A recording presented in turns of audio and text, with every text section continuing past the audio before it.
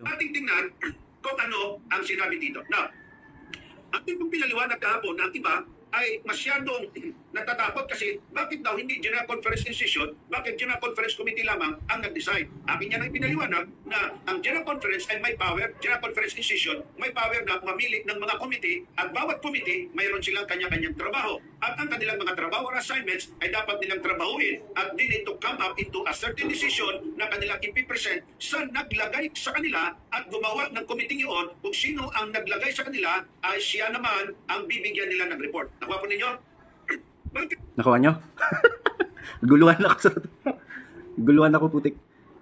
Sige, bahala na. Intindihin na natin si Pastor. Medyo, alam mo, may tinatago ka kasi eh. May tinatago ka, kaya medyo sumisegwi-segwi. Sige, intindihin ko na lang. Total naman, pareho tayong Adventist eh. Tuloy ko po yung video. Hindi ibig sabihin na kung ang General Conference Committee nag-decide, sila lang ang nag-decide. Kagustuhan lang nila na para tayo patatakbuhin ng lahat. Hindi po ganon. May trabaho silang dapat. Ito, maling pag-i-insist ng idea. Parang pinalilitaw niya na sinasabi ni Brother Melvin Sarmiento na pinapangalawahan ko naman na ang GC Executive Committee lamang ang nagdesisyon tapos pinasusunod tayo. Wala naman kaming ganun sinabi. Nagdadagdag ng pinasasama yung video. Hindi tama yung ganitong paraan ng pagre-review. Wala kaming ganung sinabi. Ang sinasabi po sa video ni Brother Melvin Sarmiento, yung Executive Committee, ito po ay binuo ng in-session. At itong Executive Committee ay binigyan ng power ng full in-session na kumatawan sa full in-session. Hindi naman sinasabi Executive Committee lang tapos pinasunod tayo. Hindi. Ang sinasabi natin, yung naging decision sa Executive Committee is kinikilala o ino-honor na din ng General Conference in session. Ibig sabihin, hindi basta pumunta lang doon sa Executive Committee, kundi based sa kapangyarihan na ibinigay sa Executive Committee is nagiging final na rin po yun pong kanilang desisyon. Bakit po? Kasi yung Executive Committee, sila rin naman yan eh. Yung full in session, yun din yun eh, nasa Executive Committee. Actually, pagka nagkaroon ng deliberation dyan sa Executive Committee, kahit yung President nandiyan dyan, siyempre, mas marami talaga yun sa in-session, pero halos sila din yan. Mali yung dinadrive sa atin ni Pastor, binibigyan kami ng maling pananaw. Huwag naman ganun, pinasama nyo naman yung presentation na hindi naman yun ang ibig namin sabihin. Sige na, patawarin na kita dyan, tuloy natin yung video. Ito yung mga committee ang aking binanggit. Tulad ng Executive Committee, tulad ng General Conference Executive Committee, Steering Committee, Ad hoc Committee, Subsidiary Committee, Advisory Committee, Joint Committee. Ano pa itong mga committees naman ito? Number one, ang nasa itaas ng lahat ng ito ay ang General Conference Institution. Sana po, malinaw sa inyo yan. Ngayon, ano ang katayuan ng General Conference Committee sa General Conference Institution? Pakinggan nyo. What is General Conference Committee? What is the General Conference Executive Committee? The second highest governing body of the Seventh-day Adventists. Ano daw? Hindi first. Second. Ikalawa lang siya, highest governing body, but the highest governing body is the Seventh-day Adventist decision, not even the president of the General Conference. Yeah. Huwag nyo naman sabihin na pangalawa lang siya, Hindi ho, second po siya, second highest governing body of the Seventh-day Adventist Church. Huwag nyo hong ilalang. Totoo yung nasa taas niya is full in session. Pero po, itong Executive Committee, kagaya ng aking binanggit, sila rin naman po yan, yung Executive Committee, sila rin po yan yung bumubuo ng in session, pero mas marami nga lang po yun. At dyan po sa Executive Committee, pagka yan nag-come up ng pag-uusapan, nandiyan din po kahit yung President. Huwag nyo pong pababain. At yan po, hindi po ordinaryong committee kagaya ng pinapaliwanag po ninyo. Second highest governing body po yan. Hindi po yan kagaya ng mga ad hoc o kung ano nung pagbabanggit po ninyo. Hindi po yon. Ito po ay mayroong specific at mayroon pong authority na wala sa ibang committee. Nakalagay dyan mismo, the Executive Committee is delegated the authority to act on behalf of the General Conference in session. Ito po yung pinaliwanag ni Brother Melvin Sarmiento na kung saan siya po ay umaakto on behalf of the General Conference in session. O hindi po malit na bagay yun. Pwede siyang kumatawan. Pwede siyang umakto on behalf of the General Conference in session. Hindi po ito ordinaryong committee. Kaya nga po, dito sa guidelines, yung napagbotohan sa Executive Committee, naging official guidelines.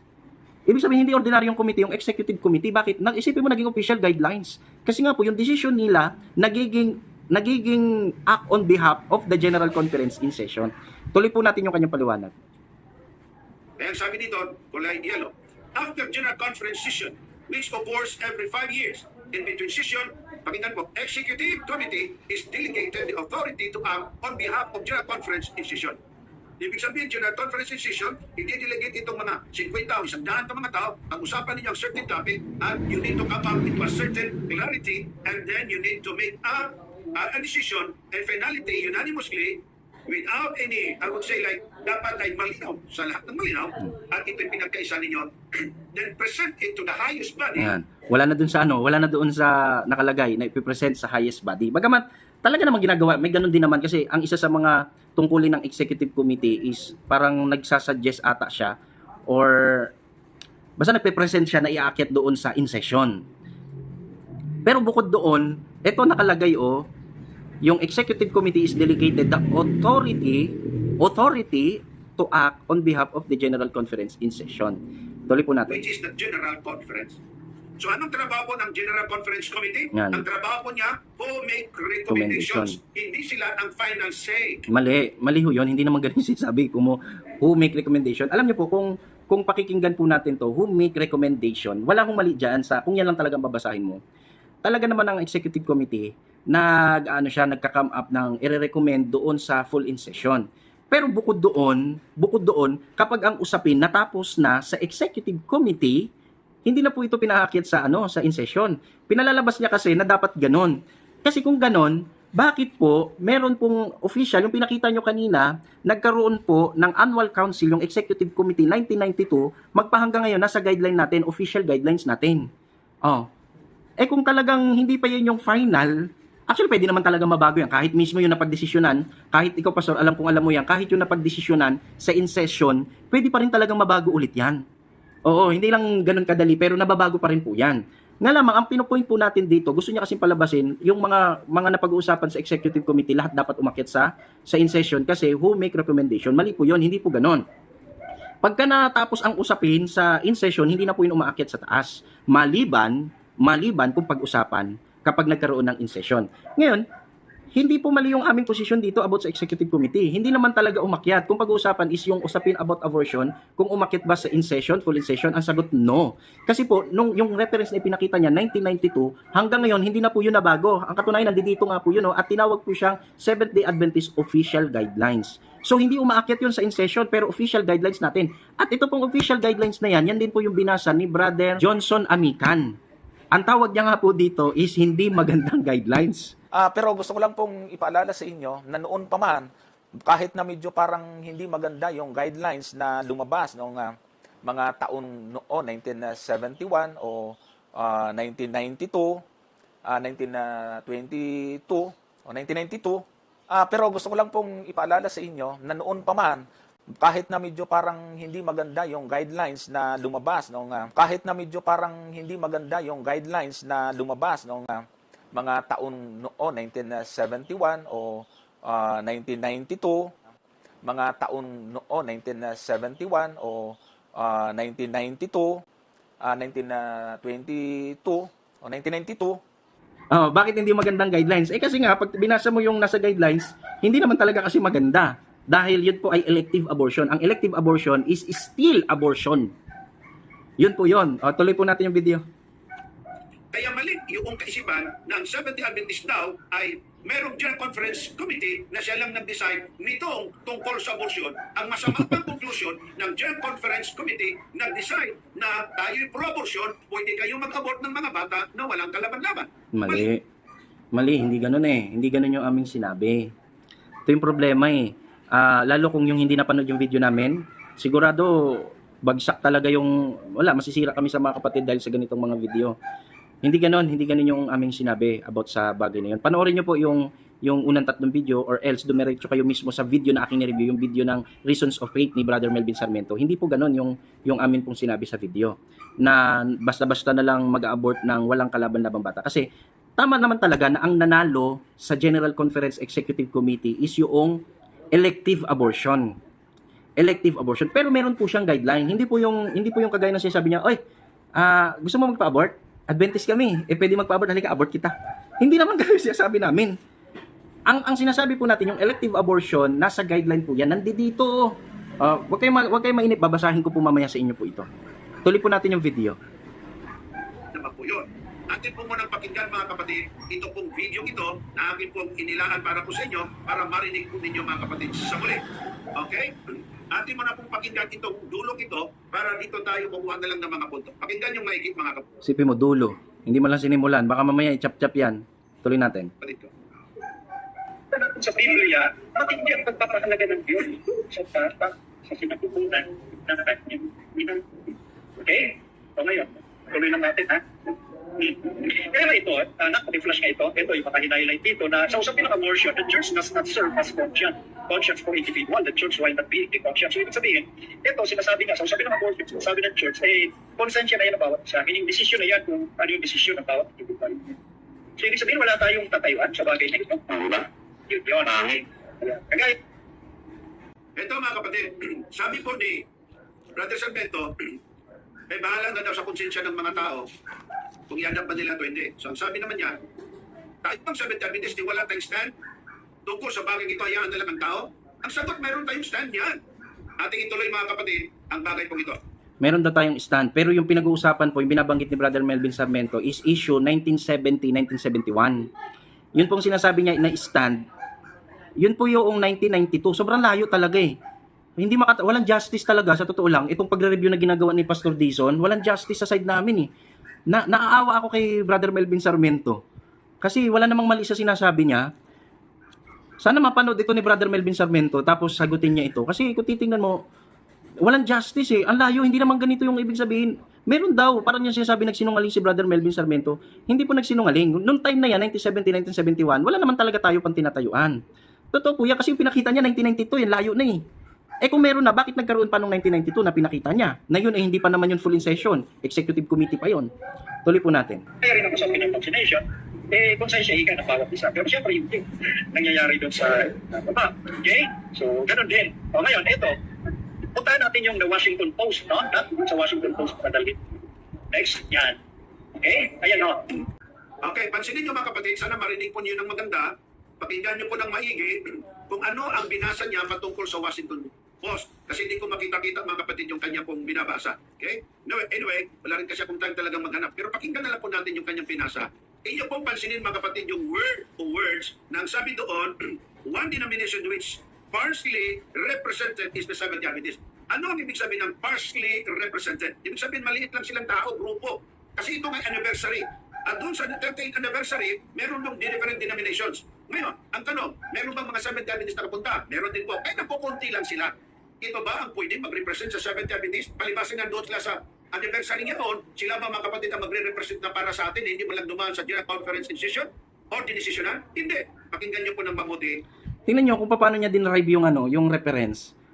Yung Washington Post. Ito po kasi ay isang anniversary.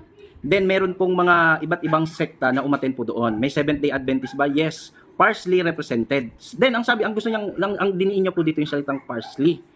Parsley. Then ang sabi niya, ito ba yung dapat mag-represent sa buong Seventh-day Adventist, hindi man lang dumaan sa polling section. Teka muna, pastor, hindi naman polling session yung usapin po dito. Ikalawa, yung binabanggit na partially represented, parsley, hindi ko mo konti, kasi yun yung gustong palabasin ni pastor, natural representative lang kasi. Alam ko naman dalhin doon yung polling session.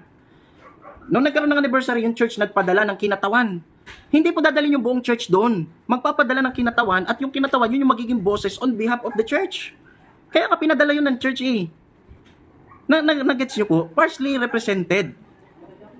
Anong pagkakaintindihan doon sa partially represented? Gusto niyang palabasin na yung partially represented, naggawa lang ng sariling opinion. Hindi talaga posisyon ng church. No, mali ka, pastor. Yun pong kinatawan, kaya nga kinatawan eh. Pinadala ng church para kumatawan, maging boses natin doon sa ginanap na anniversary na iyon. At doon po, pinatunayan na ang kinatawan natin nagsalita on behalf of Seventh-day Adventist Church, propose sa tinatawag na elective abortion. Yun po yun eh. Ang gusto niya palabasin dahil parsley lang yun eh, tapos hindi duman sa session. Alam naman dalhin yung polling session doon, pastor. Ikaw naman, Ikaw naman tuloy natin. Kung ano po ang sinasabi tungkol sa bagay ito, ha? Ito, ito ang nasusinipan ko tayo. Ito, sana mga reliable source. Hindi ko pa ng tinapa. Hindi ko pa ng tinapa. Mga extent ko kasal. Sabi naman ni Mokada, ito ay mga reliable source.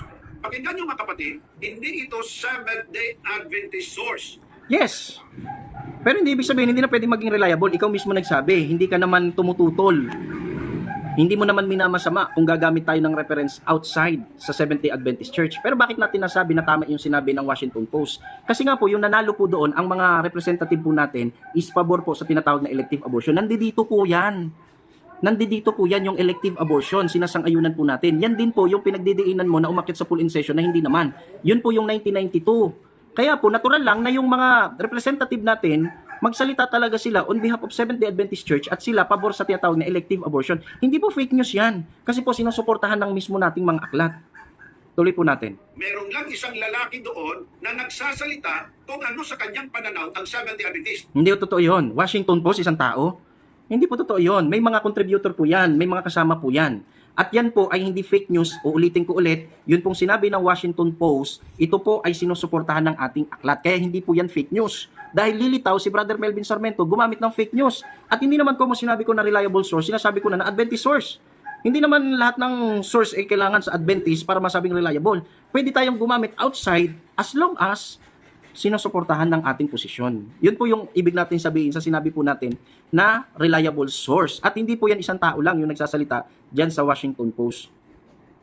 Pero ang tanong, ang Seventh-day Adventist Church ba ay meron tayong stand? Ang sagot, yes. Bakit hindi tayo maniniwala sa sinabi ng ating stand at may mababasa naman talaga tayo? Hindi na ito pagbalot ng tinapa. Patuloy natin ha. Ito yung sinasabi ko na gumugulo lalo yung usapan eh.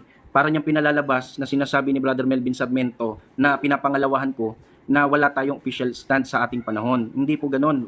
Sana wag kayong madala sa maling information. 1970, 1971, ito po yung dinidiin sa video ni Brother Melvin Sarmiento na wala po tayong official. Then, 1992, nagkaroon po ng Executive Committee na kung saan nanalo po yung elective abortion. Kaya meron po tayong posisyon. Elective abortion po tayo. Hindi po statement na pinag-uusapan na guidelines. Elective abortion, nandito po yan. Kaya po sa Washington Post, yun pong partially represented ng Seventh-day Adventist Church, natural tatayo sila sa posisyon ng Adventist. Na ano po, elective abortion. At ang elective abortion, labag sa Biblia, yung marami po sa nakalagay po doon. Sa source nito, pansinin ko yung masisilipan ang ating church sa establish po ito. Kasi po sa pag-aaral na talaga ng Adventist, sa lahat ng sekta religion, ang Adventist ay pabor sa abortion. Pansinin yung sinabi ni Remocada. Ayon sa pag-aaral nila, isipin mo doon ka pa maniniwala. Ayon sa pag-aaral nila, ang Seventh-day Adventist ay pro-abortion, pabor. Kaya dito tayo nasisilipan. Mga kapatid, kahit anong silip ng silip, kung hindi naman yun ang ating doktrina, hindi naman yun ating stand, doon ba tayo maniniwala kung anong sinasabi ng mga ito? Ikalawa, hindi ko rito nabasa talaga ng maayos, pero yan ang comment nila. Sa akin, we are not pro. I myself, I will tell you, hindi ako pabor na i-abort ang bata. Yes, ako rin mismo. I, myself, hindi po ako, me, myself, and I, hindi po ako pabor. Ang problema, lumalabas sa video ninyo, parang pinalalabas ninyo na kami pumapabor sa abortion. Ito yung nagiging drive ng video ni Pastor Dizon, tapos kinukontra niya. Mali po ito mga kapatid ha, huwag kayo malilito. Si Brother Melvin Sarmiento, against po sa abortion. Ako po, na nag-review ng video niya, against sa abortion. Yun pong dinidiin po natin, kagaya ng sinabi ko, ang Adventist pro sa abortion. Kasi po, may mga part kasi si Pastor na ipinapanood sa video ko, na putol. Kasi sa unahang bahagi po niyan, binanggit po sa review ni Brother Melvin Sarmiento na yung hospital po natin, ang sabi, may abortion na ginanap noon sa ating hospital. Ito yung sinabi ni Brother Melvin Sarmiento. Merong guidelines na ginawa ang ating iglesia. So, sangkot ang ating church. Sangkot po yung ating church po dito kasi po yung guidelines galing po sa church na ito naman po yung ibinigay sa ating ospital. Kaya meron pong abortion na nagaganap. 1970, 1971. At yung nanalo, ito nga po yung elective abortion. Kaya may abortion talagang nagaganap. Kaya sabi ni Pastor, kung ano man yung sinisilip nila, silip man sila ng silip, kung hindi naman totoo, yun ba yung dapat natin pakinggan? Hindi natin dapat pakinggan unless sinuportahan natin. Kaya nga pinakinggan namin eh. Bakit? May suporta ng ating pong aklat. May suporta ng ating aklat. Tuloy po natin yung video. Pero, mga kapatid, gusto ko lang pong linawin sa inyo na may mga punto, ito ha, akin po ito, ayon sa medical study, na may mga pagkakataon na ang ating asawa o ang asawa ko, kung sino man na buntis, ay pwedeng mamatay kasi may sakit panahon nagbubuntis. Kung ipagpapatuloy ang pagbubuntis o dalawa silang mamatay, mabubuhay ang bata, abnormal naman, patay ang nanay o patay ang nanay at ang bata o ang nanay mamamatay, buhay ang bata, mamili ka. Kaya mayroon tinatawag ng medical guidelines. Kaya namin tinatawag elective at saka therapeutic abortion. Yan, lumabas sa bibig niya yan. Lumabas sa bibig niya yan. May tinatawag na elective abortion, medical guidelines and elective abortion. Ito nga po yung nasa guidelines. Pero pansinin po ninyo yung drive niya po dito. Ano ang dahilan? Hindi yung magsabi lang, buntis ako, pangit yung lalaki nakabuntis sa akin, i-abort po ninyo. Pwede ba yun? Wala kaming sinabing ganun ha. Ito yung sinasabi ko, pinasasama niya yung video. Yun pong elective abortion may guidelines. Gusto niyang palabasin dahil sinabi namin ang Adventist ay pro sa abortion using elective abortion. Yun na yun. Pangit anak ko, pa-abort ko. Wala hong ganun ha. Hindi ganun yung sinasabi po namin. Ito po ay pandaraya at pagpapamali. Binabago niya po yung sentido ng video na kanyang nireview. Wala po akong sinasabing ganun mga kapatid. Pinasasama niya lang po. Sa kanya mismong bibig, therapeutic at saka elective abortion. Ito nga po yun yung nasa guidelines po natin. Kaso ang dinidiin niya lang is yung kung manganganib ang magulang, kaysa mamatay ang magulang, kailangan siyang i-abort. Tuloy po natin video. Mamaya, sagutin po natin yan. Ay, yung lalaking na sabi na ako po ipapakasalan niya, ibang pinakasalan niya, i-abort ko itong anak niya.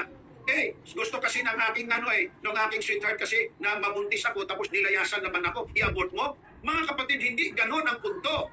Hindi rin po yung ganun ang punto namin. Hindi rin po ganun yung punto namin. Minamali nyo po Hindi ganun ha mga kapatid. Wala kaming ganun sinasabi. Pinalalabas niya na parang ganun yung sinasabi namin. Hindi po, wala akong ganun. Tingnan natin, tuloy natin muna sandali ito. Dito, sa papasahin ko sa mundo sabi ko rito, Seventh-day Adventist and abortion. Sabi diyan, Christians of all denominations are gathering on the National Mall today to protest the 38th anniversary of Roe versus Wade. Dahil binanggit natin kanina. Dito mga kapatid, ang 30th anniversary na may tinatawag sa written law, kung tama ba yung pagkadinig ko, na sila yung nag-protest patungkol dito sa abortion. Pakinggan po ninyo, ating ituloy. 1973 Supreme Court decision that legalized abortion nationwide. Tingnan natin na open tayo dyan. But one denomination, eto na, but one denomination that may be sparsely represented is Diba? But there is one denomination. So mayroong taong nagsasalita na nagsasabi, there is one denomination which is partially represented. I-search ninyo, i-google ninyo kung meaning ng partially represented. Hindi yan representation ng Seventh Adventist pang kalahatan. Mali. Sa anniversary may Mali po. Mali ka, Pastor. Partially represented nga Sila nga po yung, hindi naman nga kasi pwedeng dalhin yung full in session doon. Partially, maliit lang sila kasi sila na po yung nagre-represent. At yung maliit na pinadala yon, hindi yun yung, oy, tara, sama tayo. Punta tayo doon sa anniversary. Tapos ito sabihin natin kung anong trip ninyo, bahala na. Hindi yung ganun, Pastor. Ito po ay pinadala ng church po natin. Yung maliit na ito yung kumatawan para maging boses ng church po natin doon sa usapin nga ng abortion. At dito po, sa usapin ng abortion, sinabi ng partially represented na tayo po ay pabor sa tinatawag na elective abortion. Hindi po yun mali. Hindi po yun mali. At talagang yun po ay kinakatawanan talaga nila yung buong church. Bakit? Kasi po, nasa guidelines po natin yan. Na tayo po ay pumapabor sa tinatawag na elective abortion. Binanggit na nga kanina ni Pastor, di ba? Ayan po, guidelines on abortion. Guidelines on abortion. Yan. Pagka binasa nyo po yan ng buo, ito po yung elective abortion, 1 hanggang 7 po siya. Ito po yung binabasa ni Brother Melvin Sarmiento sa kanyang first video. So walang mali dito sa Washington Post. Medyo binabago niya lang, nagdidiin kasi sa salitang parsley, tapos sinasabi niya, hindi ito dapat kumatawan sa buong church. Hindi po, kasi po itong parsley nagsalita on behalf of the church at yung sinabi po nila sang-ayon po sa ating guidelines. Huwag po kayong malilito. Huwag po kayong malilito na kumo parsley lang sila is hindi na totoo yung sinabi nila kasi yun yung gustong sabihin ni Pastor. Hindi po totoo po yun. Dahil yung sinabi po nila, bagaman sila'y konti, based po sa atin pong guidelines. Yan po ang katotohanan po dyan. Nagit sila, firstly, small group of people. Tagandiin niya, maliit lang. Sinabi, tuloy natin. The Adventist, whose large worldwide network of 170 hospitals allows elective abortion. Sabi sa video, Washington Post, na sinabi mismo ni Brother Melvin Sarmiento, binasa niya, yun daw partially represented allows sa tinatawag na elective abortion. At tama po yun. Ulitin ko po ito kasi nasa guideline po natin ngayon po yan. At yan po yung dinidiin ni Pastor na reference na 1992 na Executive Committee. Nanalo po doon yung elective abortion. Dahil nanalo yung elective abortion, natural yun yung babanggitin ng partially represented natin. Nag-gets niyo yung point? Wag kayong magpadala na kumukunti lang sila, hindi sila kinatawan. No. Natural, kinatawan nga Hindi naman dadalhin yung polling session doon. Mga kinatawan lang, nagpadala lang ng mga delegates ng mga kinatawan para magsalita on behalf of their church. Yun po yun. At yun pong kanilang posisyon na favor po sila sa tinatawag na elective abortion, nandito mismo sa atin pong aklat at nagsisirculate po. Kaya wala pong mali po dito. Binago lang po ni Pastor yung kanyang interpretation kasi po dinidiin niya yung salitang parsley.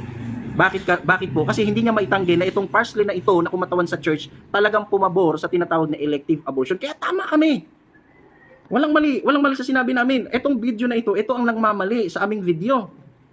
Sana mapanood ni Brother Melvin Sarmiento ito. Bagamat mas nakakiling si Brother Melvin Sarmiento dito, pero kung titingnan mo maigi, talagang mali yung sinasabi niya at minamali yung mismong video ni Brother Melvin Sarmiento. Tuloy ko po yung video. Okay. Now, may binanggit siya ditong elective abortion. Binasa niya. So mga kapatid, pupuntahan po natin yan kung anong ibig sabihin ng elective abortion. Ayan, pupuntahan daw. Pupuntahan po natin yan mga kapatid para po magiging mas malinaw sa ating lahat ang punto pong yan. Kasi kung hindi po natin yan i-discuss, abay manatili yan sa kaisipan ng mga tao na ano ba tayo? For abortion o hindi? Ano ba tayo? Pumapayag tayo yan o hindi? So mga kapatid, yan po ang ating pag-uusapan. Okay? Alright, sandali muna ha. Atin mo na itong... Ayan. Dito na po magkakalaman. Tatalakayin niya yung elective abortion. Sa totoo lang, by the word elective abortion, ito po talaga ay abortion. Ngayon, tingnan natin yung kanyang drive kung talagang mapapasinungalingan niya na yung elective abortion na nakakatig sa ating reference na nanalo sa executive committee ay mapalabas niya na hindi po abortion. Bantayan natin, tingnan natin. Malay mo naman. Tingnan kung may Sabi, ito ang pagkamaan kasi mga personal. Pero iba mo, nangilibili na source. Isa yung naman, galing sa mga eksperto. Sa napakarami. Okay.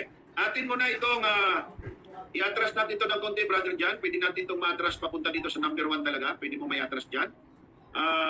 Hindi ko siya may atras. Gusto kong mapakinggan ito. Sandali. Putol-putol kasi, tingnan nyo.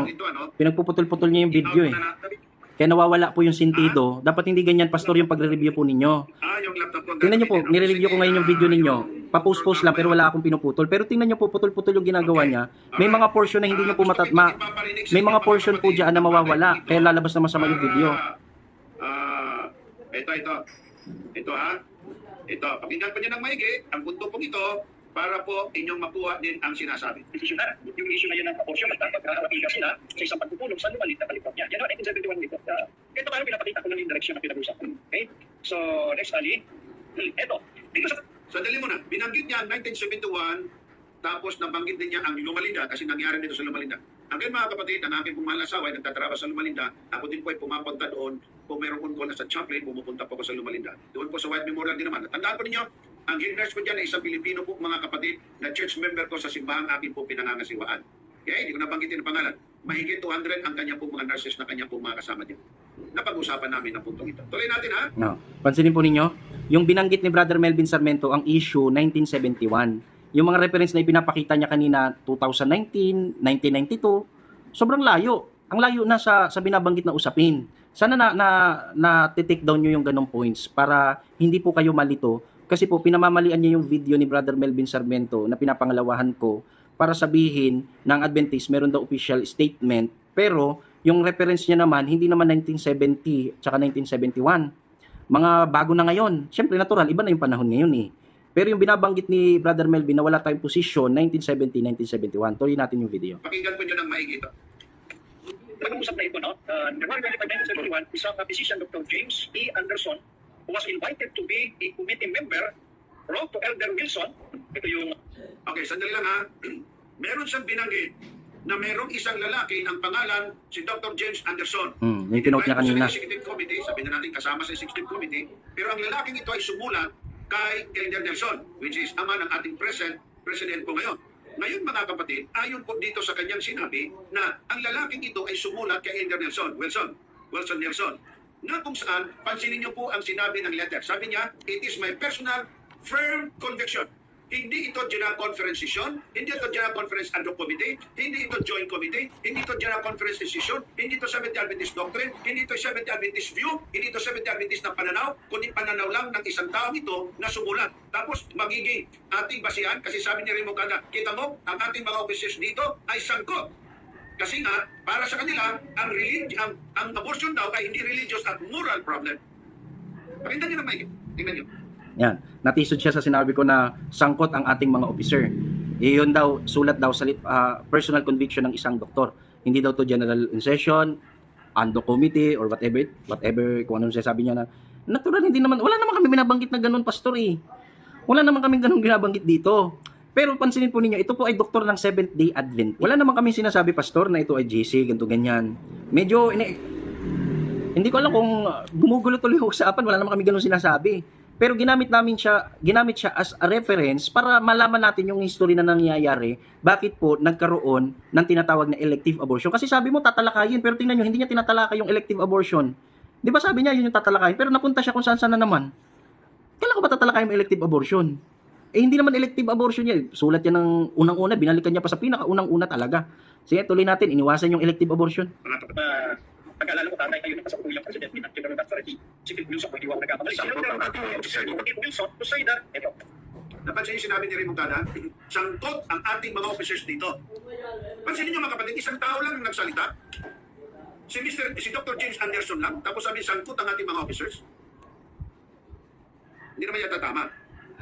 Anong sulat ni James Anderson? Kailan yun? Wait lang ha. Ito yung problema kasi. Yung kasing nire-review niya mga kapatid para sa kabatiran ng iba. Ito po ay part 2. May 3 kasi akong in-upload na video. Ito po ay part 2. Ang problema kasi, hindi niya po, pinutol niya yung video, hindi niya pinalabas yung part 1. Kaya, sa part 2, dito na siya bumatay. Isang tao lang daw yung nagsasalita, pero sinabi ko, sangkot ang mga officer. Kasi nga po, sa unahan ng video, kasi naputol na po yan, nasa part 1, nasa dulong part ng part 1, binanggit po doon na yung ospital po natin, ginagana po yung abortion sa pamamagitan ng pagbibigay ng guidelines ng ating iglesia. Kaya, nung pinagpatuloy yung video at dumating sa portion na yan, binanggit ko, sangkot ang ating mga officer. Bakit nagbukang parang mali yung aking sinabi? Na isa lang naman yung nagsasalita. Kasi pinutol nga kasi. Ito yung sinasabi ko na bias na pagre-review. Tingnan nyo po, kung papansinin po ninyo, yung video niya, pinupost ko lang, wala akong pinuputol, dinidire-diretso ko po yan, para walang ma-miss na part. Pero dito, may mga part kasi na sinabi ko, na inalis niya, hindi niya ipinakita, kaya tuloy, yung portion na nakinlip niya, nagmukhang mali yung sinabi ko. Kaya ako sinabi na sangkot ang mga officer, kasi sa unahang bahagi pa lang, tinalakay na ni Brother Melvin Sarmiento yung about sa guidelines na galing sa ating iglesia. Kaya naman, nasabi ko, sangkot ang ating mga officers. Yun po yun, paglilinaw po yun ha. Pinutol niya po kasi, kaya namali yung video. Sana wag naman ganon, mali naman yun pastor, pinuputol niyo naman. Kaya siguro maraming mga kapatid nagko-comment ng negative sa akin kasi ganito pala ang dinrive nyo. Pinasama nyo po yung video na ni-review ni Brother Melvin Sarmiento. Kaya naawa rin ako kay Brother Melvin Sarmiento. Maraming mga kapatid nagalit. Karamihan po sa kanila is mga followers pa ng Jesus is Coming Again ministry ni Pastor Dizon. Bakit po? Kasi nami-misinterpret dito sa video ni Pastor Dizon, maraming minali. Ang naging ending, kasi nga dahil ako naman nagre-review lang, talagang ang mababalikan ng ibang kapatid, bukod sa akin, itong si Brother Melvin Sarmiento. Sana mapanood to ni Brother Melvin para makita niya na kaya maraming nagalit sa video niya, hindi dahil sa mali yung video niya, kundi may maling drive kasi si Pastor sa mga video, chinap-chap kasi. May mga part na hindi po ipinakita ni Pastor. Ba naman yan? O, tuloy natin yung video. He had noted among the committee members those whom I feel are very logical, realistic, and would, I'm sure, approach problems like this with great discretion and much careful consideration. He went on to say that it is my firm conviction that abortions are not a religious problem with questions of moral versus immoral factors. Sandali. Sabi niya, this is my firm personal conviction. Sabi ng doktor, na ang usapin ito hindi about moral and religious. Tapos sasabihin natin, tingnan mo, sangkot ang ating mga leaders dito. Itong taong ito, mga kapatid, ay hindi natin to leader ng Dia Conference or Incision. Mali. At hindi ito nagre-represent sa 70 Adventist pangkalahatan. Tapos sasabihin mo, tingnan mo, sangkot ang ating mga officers. That is plural. Plural po siya talaga. Wala namang mali dyan. Pero yung tinutukoy ko po dyan, hindi lang po yung doktor na yan. Ito kasi ang problema, Pastor, pinutol niyo po yung video. Sa dulo po ng part 1, hindi niya po yung pinapanood kasi ang kinakatwiran niya, part 2 lang daw po yung kanyang nire-review. Kasi part 2 lang daw yung kanyang napanood. Unfair po yun sa side ko. Walang justice po doon. Bakit? Kasi nandoon sa dulo ng part 1, binanggit po doon, kagaya ng aking paulit-ulit na sinasabi, na naganap po yung abortion sa isa sa mga ospital natin dahil nga po may guidelines na binigay ang ating iglesia. Kaya nasabi ko, nasangkot ang ating mga officers. Ito po yun, pinuputol. Nakakainis, pinutol yung video. Pinutol, pinasama ako. Kaya hindi ko rin masisi mga kapatid, nag-comment ng negative sa video ko. Although negative talaga yung dating sa posisyon ng Adventist ng aking video. Nga lamang, masyadong pinasama para tuloy pinalabas na siniraan ko talaga ang Adventist dahil dito. Kaya hindi pwedeng hindi ko to sagutin eh. Marami akong napanood dito, napakamali ng review. Sana magkaroon kayo ng justice mga kapatid. Timbangin nyo rin po. Timbangin nyo yung kanyang ginawang review tapos itong aking gagawing sagot. Kasi masyadong hindi makatarungan sa side ko po ito. Binabago niya eh. pinutol-putol niya para palabasing mali yung aking mga salitang binitawan. Pag binuo nyo po ito, wala pong mali sa aking sinabi. Talagang sangkot ang ating mga officer sapagkat yun pong guidelines ay galing po sa ating iglesia. Yun po yung kabuuan yun, bagay na pinutol po ni Pastor. Tuloy natin ha, tingnan natin. Nangilapit ako kung binasa ko. Ayon dito sa sinabi nila, no? Lalo na itong si Elder Shuto 1971 na ako. Na sinasabi rito na sabi niya, yung kanyang conviction o paniniwala sa usapin ng abortion, ang abortion hindi religious problem. Hindi ito moral problem. Ito mga kapatid, medyo nagka-alter yung kanilang sinasabi. Si Dr. James Anderson ay hindi elder. Okay? Ulitin ko lang. Invited siya at isa, sabi natin sa executive committee, sumulat siya ng kanyang firm personal conviction. At ang kanyang sinabi na ang usapin ito ay hindi ito religious problem with question if it is moral or immoral. Personal conviction niya yon, firm conviction. He will not represent you and me. He just simply represent himself. That's why he said, it is my firm personal conviction which I feel, hindi po which we feel, kundi which I feel. Tapos sasabi, sangkot ang ating mga leaders dito, sabi ng isa, nangingilabot ako sa sinasabing ito. Tingnan nyo, mali pa yung drive niya sa video. Parang pinalabas niya na sinasang-ayunan namin yung personal conviction ng isang doktor. Grabe naman, Pastor, hindi naman yun yung sinasabi namin sa video. Kaya nga ang sabi nga diyan, kinilabutan, sabi ni kinikilabutan siya. Bakit? Kasi disagree nga siya. Personal kasi niya yun personal yun ng doktor. Tapos disagree po doon si Brother Melvin Sarmiento. Kahit ako disagree po doon. Dahil hindi naman pwedeng maging hindi usaping pangmoral yung abortion. Pinalabas ni Pastor na sang-ayon kami doon. Hindi po. Yung binanggit ko naman na sangkot ang ating officer, gaya ng aking binanggit na paulit-ulit pa, putol kasi yung kanyang video. Sa unahang bahagi, bago dumating po doon, may guidelines po na galing sa ating iglesia. Pinasama ni Pastor yung presentation. Pinasama ni Pastor Dizon. Hindi naman sumasang-ayon si Brother Melvin doon sa doktor na yun. Ginamit niya yung reference para ipakita kung ano yung nagaganap doon sa ospital. Ano yung personal firm conviction nung sinasabi na sa review na doktor. At hindi po kami sang-ayon doon. Pinalalabas si Pastor, sang-ayon po kami.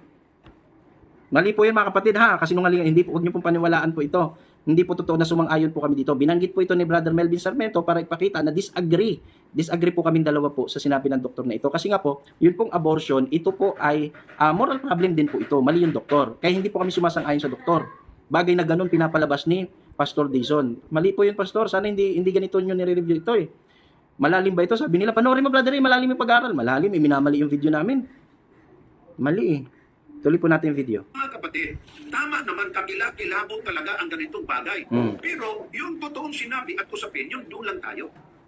Hindi po dyan na conference may sabi niyan kung leaders of officers. Sige, magpasok niyo sa general conference. Hindi naman namin sinasabing ganun. Tama naman, doon lang tayo. Kung ano usapin, yun lang din naman yung pinag-usapan namin. Hindi naman kami lumabas. Ikaw ang lumabas, binaliktad mo eh. Pinalabas mo na sumasang-ayon kami doon sa doktor. Wala naman kami ganun sinabi. Patuloy pa tayo. Okay? Patuloy tayo. Tingnan natin ha. Okay. So, akin na pong ipinakita sa inyo. Alright. Tuloy tayo. At least meron tayong puntong pag-usapan. So, ang Executive Committee of the General Conference who makes recommendation. Saan siya gagawa at magbigay ng recommendation? To a larger international gathering. Saan ang gathering yan? Called the General Conference Session that meets every 5 years in different major cities. Naman niyo po punto? Ang General Conference Session pumili. Tingnan nyo, kasasabi niya lang, di ba? Pag-usapan daw yung elective abortion. Tingnan mo, bumalik na naman siya. Paulit-ulit yung video, no? Bumalik na naman, hindi pinag-usapan yung ano. Sayang, babasahin ko na po sana ito eh. Ito kasi iniintay ko na pag-usapan para basahin po ito. Tingnan nyo, naputol na naman. Kung saan na naman siya napunta. Masyado na itong mahaba mga kapatid. So putulin ko na po muna dito. At dito, ibigay ko lang yung mga point. Wala pong mali sa review ni Brother Melvin Sarmiento. Gaya ng aking binanggit. Wala rin pong ginamit si Brother Melvin Sarmiento na fake na reference. Bagamat yung mga ilang ginamit niya is secular na reference. Pero masasabi po natin tama po yun sapagkat kinakatigan ng atin mismong mga aklat. Maraming mga binago si Pastor na pinasama yung aming video. Ito yung nakakalungkot. Nagmukhang bida si Pastor. Tapos sumama kaming dalawa ni Brother Melvin Sarmiento. Kinakampihan ka pa naman ni Brother Melvin. Pero pag napanood niya ito, madidisappoint. Kasi maraming mga portion na minamali po ninyo sa video na ito. Tapos gusto ko ring idiin yung sinasabi po niya na umakyat daw sa GC in session. Mali po yun, hindi niya po napatunayan. Hindi niya po napatunayan na umakyat. Bakit? Kasi po yung binabasa niya, yun pong 1992 Annual Council. At yun po ay napagkaisahan, napagbotohan sa Executive Committee. At yung napagbotohan sa Executive Committee, naging official guidelines. Ang tawag po dyan ni Kuya Johnson is hindi magandang guidelines. Kaya mali si Pastor, hindi totoo na umakyat daw sa in session. Hindi po kasi pinapakita niya na evidence daw, hindi naman po yan full in session.